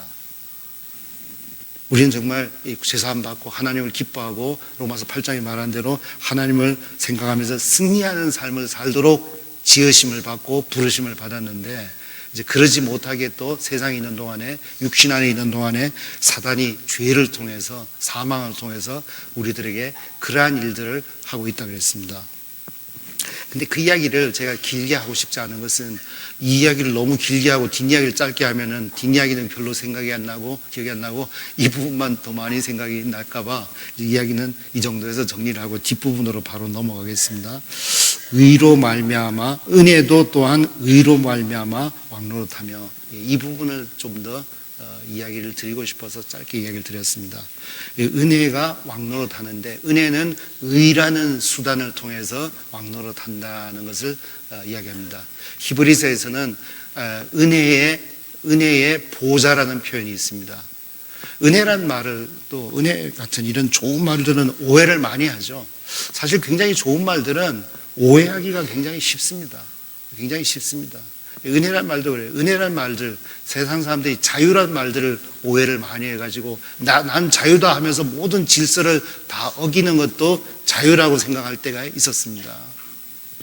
사실 이 자유는 남의 자유를 생각할 때 자유가 의미가 있는 것이고 그렇죠? 질서가 있을 때 또 자유가 있는 것이지 남의 자유를 침범하고 질서를 어기면서는 자유라고 말할 수가 없듯이 은혜라는 것도 의라는 것을 빼버리고 그냥 나는 그냥 죄사함 받았어. 내가 무슨 일을 해도 하나님 나를 받아주죠. 마치 그 KFC 앞에 보면은 할아버지 있죠. 인자한 할아버지. 그냥 손자가 그냥 무슨 일을 해도 오냐 잘됐다 잘했다 이렇게 받아줄 것처럼 하나님이 은혜로우신 하나님 할 때 내가 무슨 일을 해도 하나님 나를 받아주실 거야. 교회는 은혜를 베푸는 곳이기 때문에 내가 어떤 일을 해도 다 용서하실 거야. 용서하세요 하고 용서를 강요하는 이런 또 뻔뻔스러운 사람들까지 은혜를 남용하면서 생기기도 합니다. 사실 은혜는 그러한 것이 아닙니다. 은혜의 보좌라는 표현을 보면 보좌는 왕이 앉는 자리잖아요. 통치자가 앉는 자리입니다. 그래서 이제 의미가 있죠. 권위입니다. 하나님을 정말 두려워하고 경외해야 됩니다. 근데 은혜라는 것은 뻔뻔스럽게 하나님께 나가라는 이야기가 아니고 하나님 앞에 담대하게 나아가라는 이야기를 합니다. 너는 연약하지만 너의 연약함보다 하나님의 은혜가 더 크기 때문에 너는 담대하게 나와라. 하지만 보좌라는 것은 하나님이 왕이시고 통치자이기 때문에 그분을 두려워하고 그분을 경외하는 마음으로 나와라. 이 두 가지를 같이 해야 이 은혜가 은혜다워지는 것이지 은혜라고 해서 마음대로 한다면 그것은 은혜답지 못한 것이죠. 하나님은 의로 말미암아 은혜로 의로 말미암아 왕노릇한다 그랬습니다. 우리가 참 아쉽게도 성경 역사를 이렇게 보면요, 성경을 빨리 한번 이렇게 읽어보면 하나님께서 통치하시는 이 세상이라고 말하는데 하나님이 번번이 지시는 것 같아요. 우주를 이 세상을 만드시기 전에 천사들을 만들어 놨는데 천사들 상당수가 또 천사장 하나가 반란을 일으켜서 마귀가 되고, 그렇죠? 악한 영들이 되어버렸습니다. 그 마귀가 세상을 만들었을 때 아담이 있던 그 에덴에서 기다리고 있었습니다.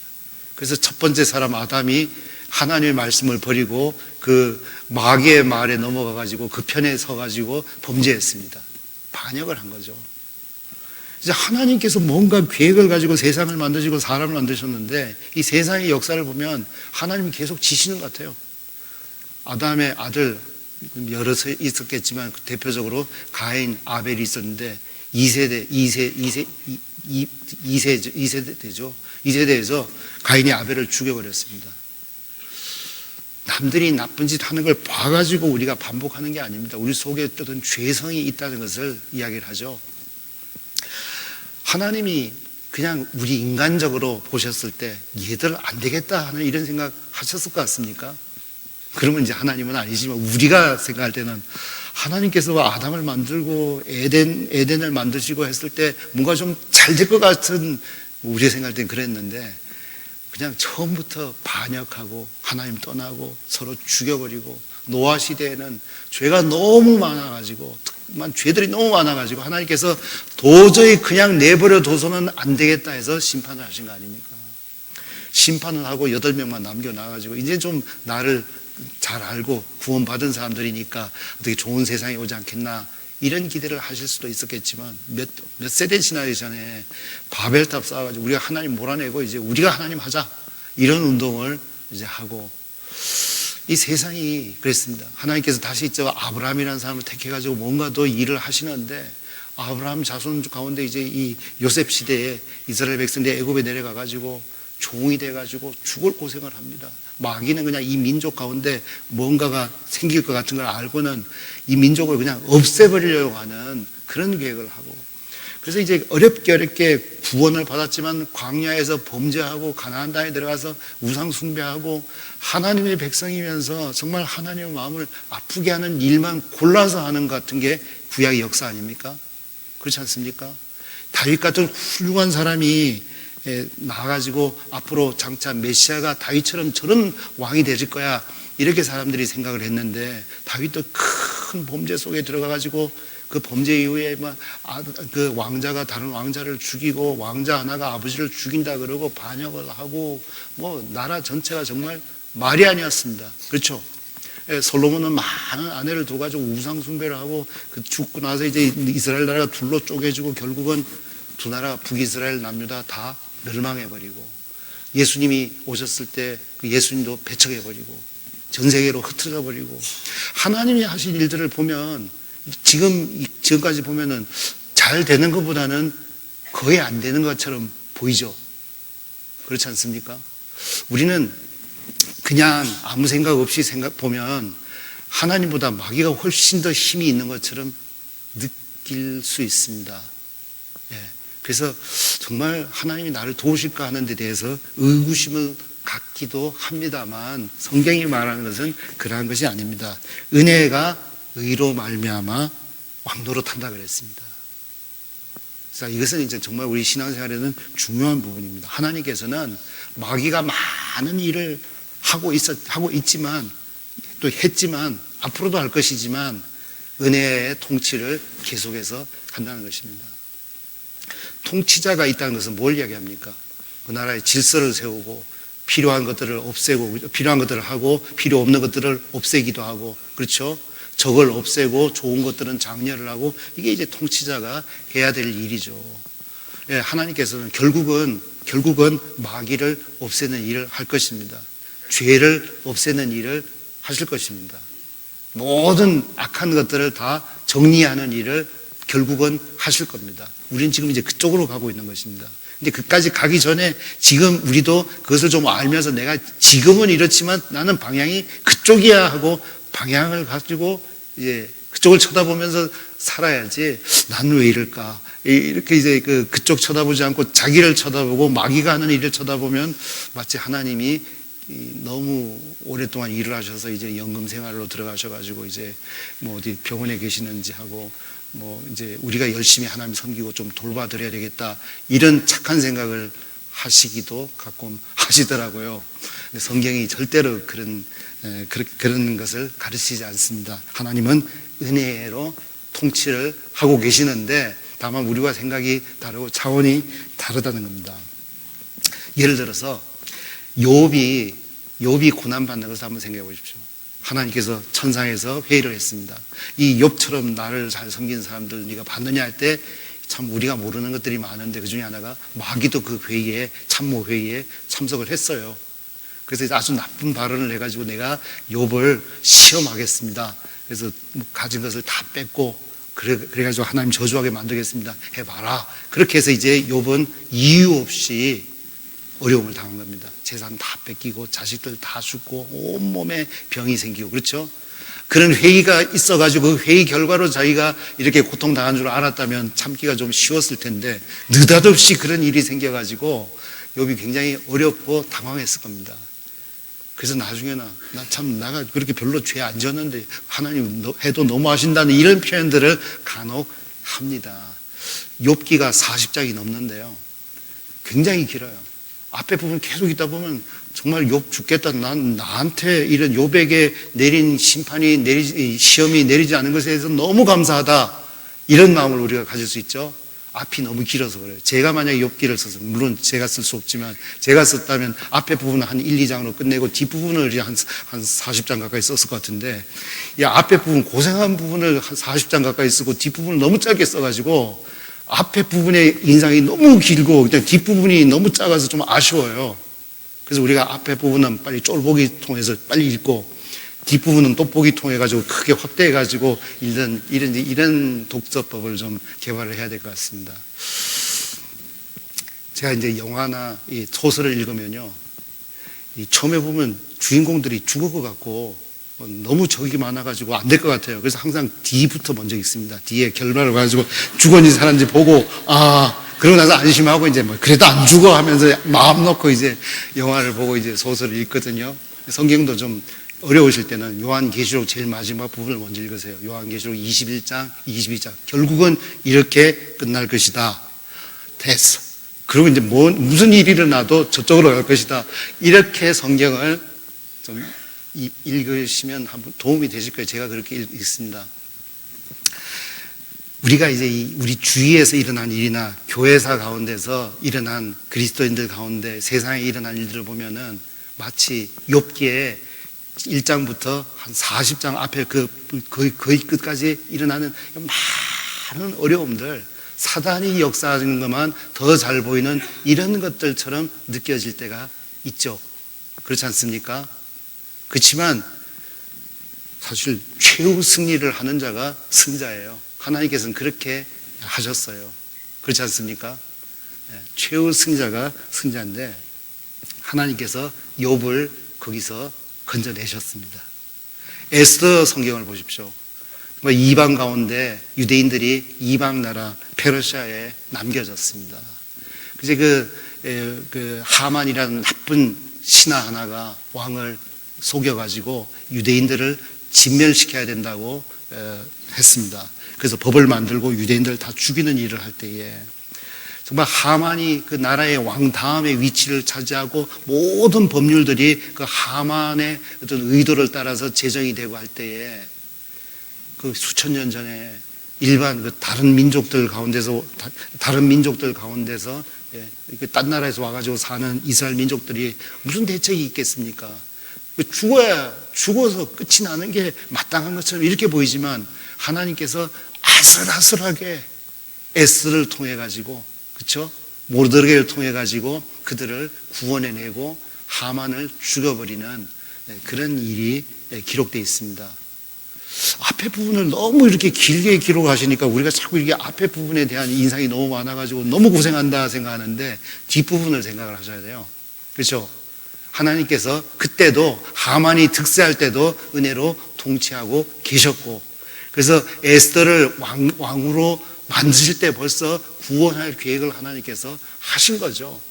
이제 그게 시간이 필요했단 말입니다. 하나님께서 결국은 내가 이렇게 하려고 그랬는데 잘 안 됐네요, 이렇게 하시면 통치자가 아니시죠. 하나님께서 하나님이 일을 결국은 이루십니다. 오늘 이야기 나눈 가운데 하나님께서 사랑을 우리들에게 베풀어 주시는데, 이 사랑을 베풀어 주시는데 그 방법이 이제 은혜라는 거 아닙니까? 사랑이 은혜라는 것으로 표현되는데, 이 사랑이 어떻게 나타났습니까? 우리가 연약할 때, 우리가 죄인 되었을 때, 우리가 원수 되었을 때 하나님의 사랑이 우리에게 나타났습니다. 말로만 나타나는 것이 아니고 독생자를 이 땅에 보내가지고 십자가에서 죽게 하심으로 우리의 죄를 사하시고 하나님과 화목되게 했다고 했습니다. 하나님의 은혜가 시작된 거죠, 우리에게. 근데 그 은혜가 거기서 끝난 게 아니고, 이렇게 우리가 죄인 됐을 때, 원수 됐을 때도 이렇게 하나님께서 베푸셨다면, 이제 지금은 원수가 아니고 하나님의 자녀인데, 원수 됐을 때 그렇게 은혜를 베푸신 하나님께서 자녀인 우리에게 더 큰 은혜를 베푸시는 게 당연하지 않은가? 이게 사도 바울이 우리에게 설명하시는 논리입니다. 로마서 8장을 읽겠습니다. 로마서 8장 31절 32절. 로마서 8장 31절 32절.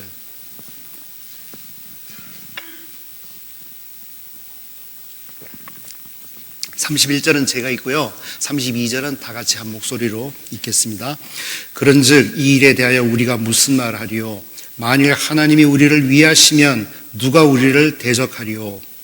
자기 아들을 아끼지 아니하시고 우리 모든 사람을 위하여 내어주시니가 어찌 그 아들과 함께 모든 것을 우리에게 은사로 주지 아니하시겠느냐? 아멘. 맺혀 있습니다.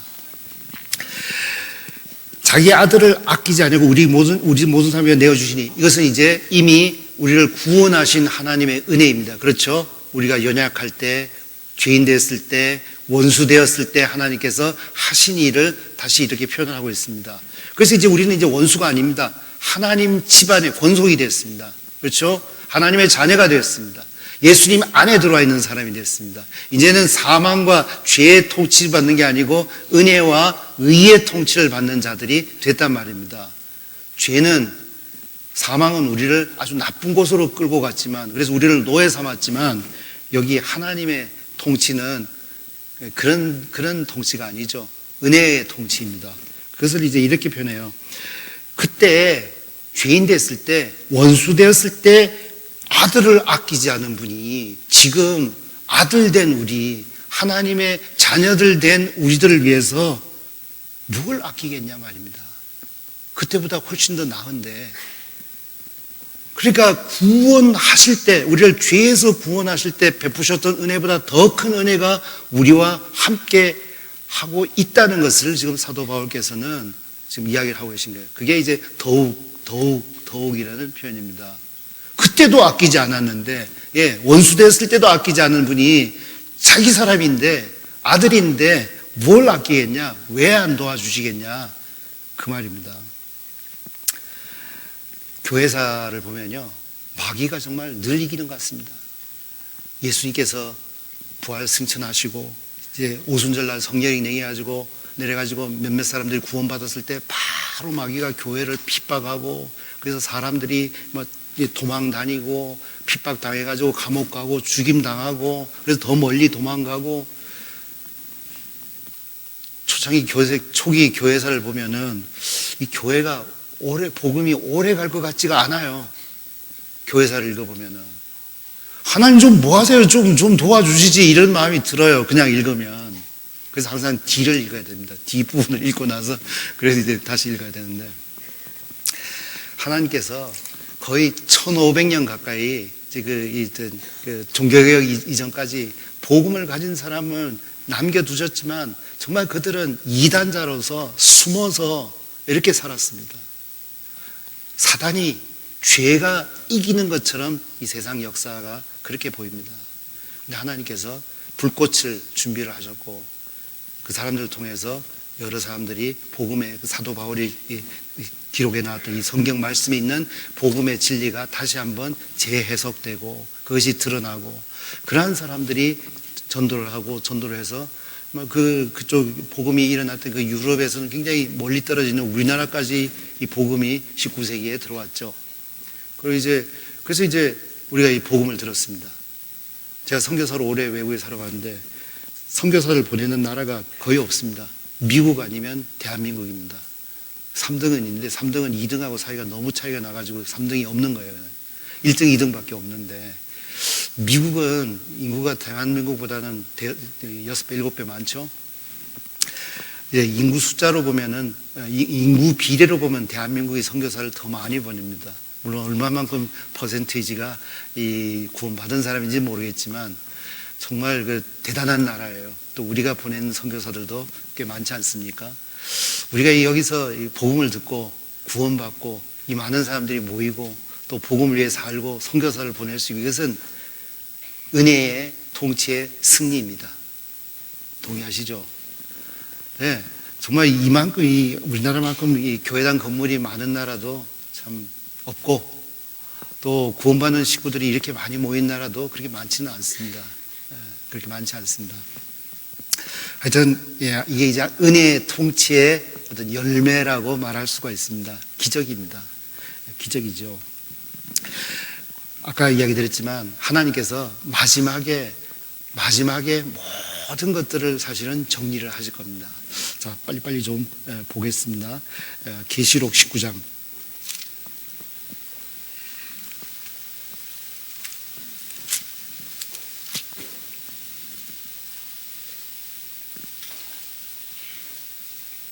(20절) 말씀 제가 읽겠습니다. 계시록 19장 20절. 짐승이 잡히고 그 앞에서 이적을 행하던 거짓 선지자도 함께 잡혔으니.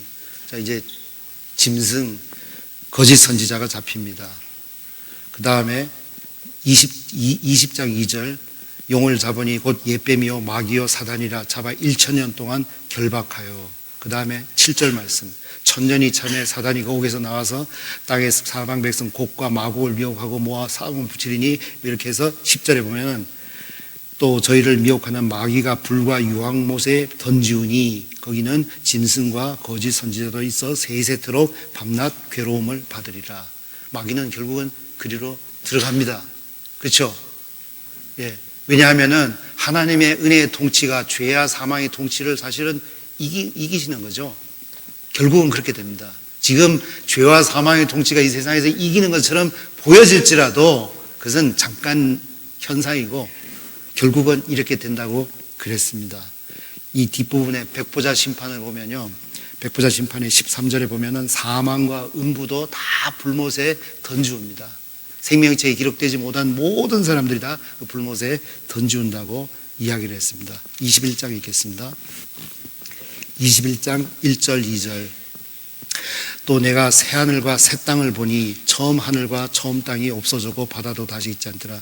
또 내가 보매 거룩한 성 새 예루살렘이 하나님께로부터 하늘에서 내려오니 그 예비한 것이 심과 남편을 위하여 단장한 것 같더라.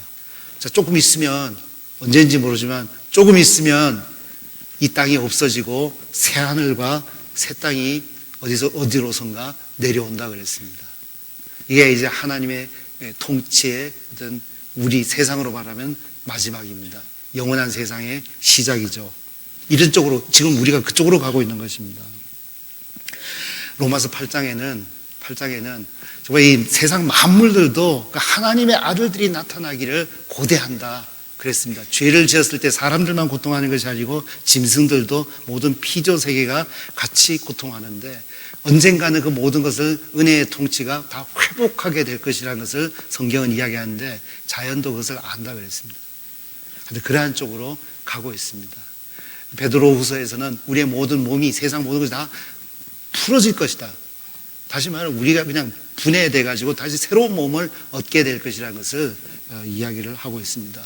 요한일서 3장에서는 그날 하나님의 사랑이 어떻게 우리에게 주어졌는지를 설명하시면서 우리가 그날이 되면 우리가 그와 같이 될 것이다.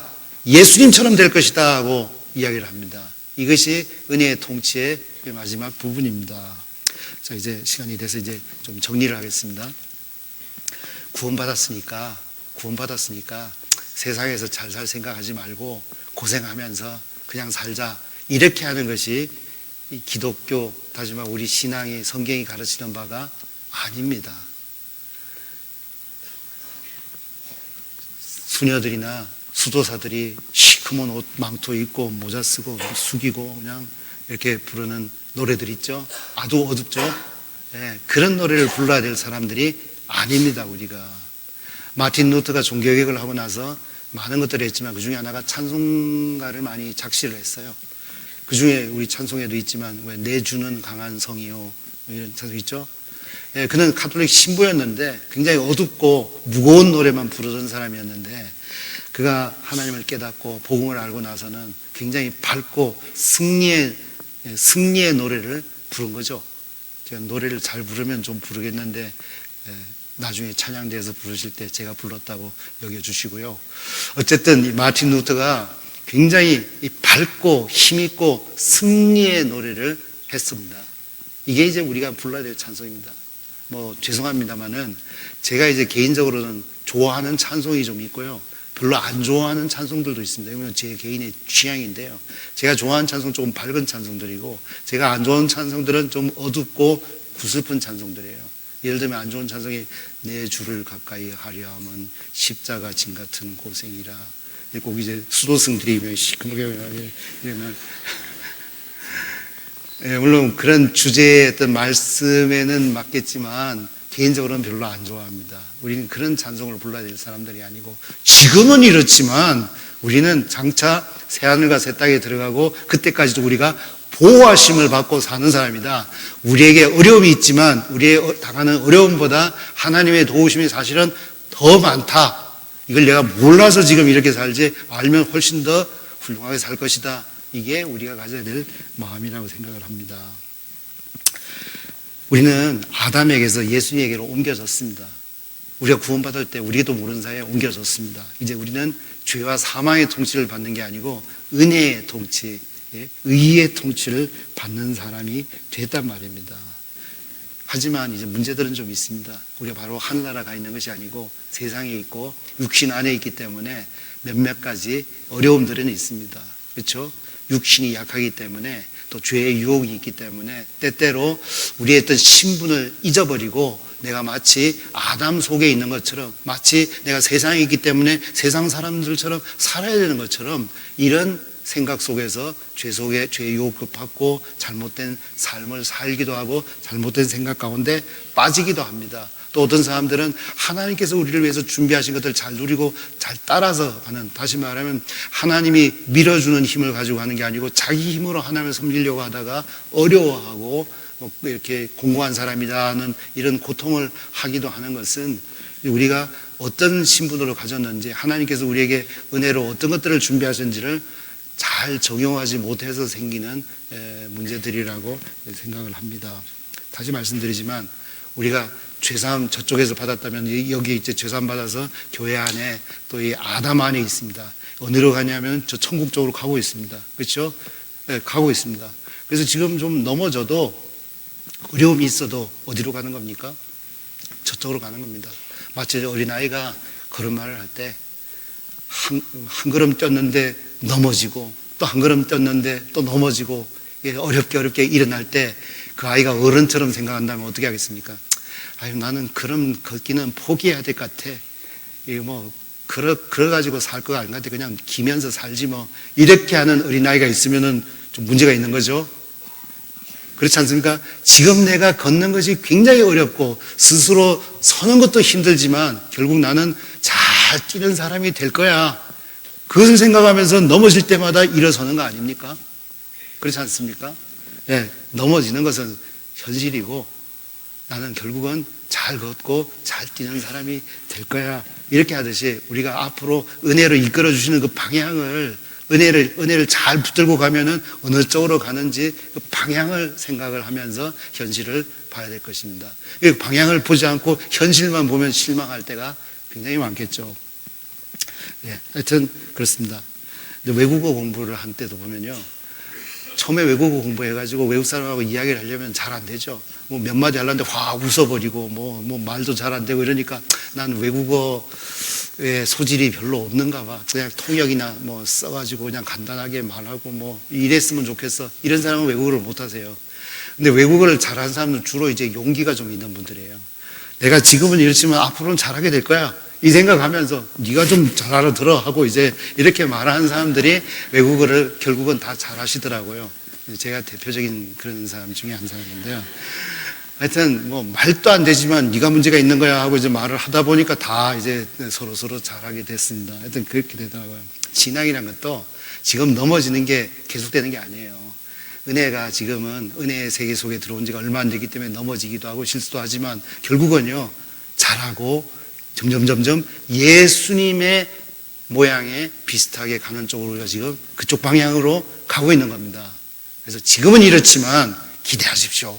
5년 후에, 10년 후에 훨씬 더 예수님 냄새가 더 많이 날 겁니다. 이런 생각을 하고 은혜의 통치를 감사하고 하나님 더 힘있게 은혜로 이끌어 주세요. 그럼 더 힘있게 봉사하고 전도하면서 제가 주님 앞에서 살겠습니다. 이게 이제 하나님을 찬송하는 마음이겠죠. 로마서 8장 37절 말씀을 읽고 마치겠습니다.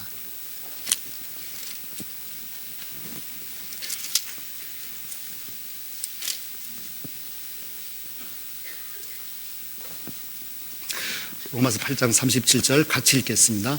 그러나 이 모든 일에 우리를 사랑하시는 이로 말미암아 우리가 넉넉히 이기느니라. 예, 넉넉히 이긴다. 우리가 이긴다는 게 아니라 우리가 은혜 안에 있기 때문에 우리를 사랑하시는 이로 말미암아 이긴다고 했습니다. 이게 은혜의 통치 안에 있는 사람의 위치라고 말할 수가 있겠습니다. 하나님께 감사를 드리고 찬송을 드립니다. 기도하겠습니다.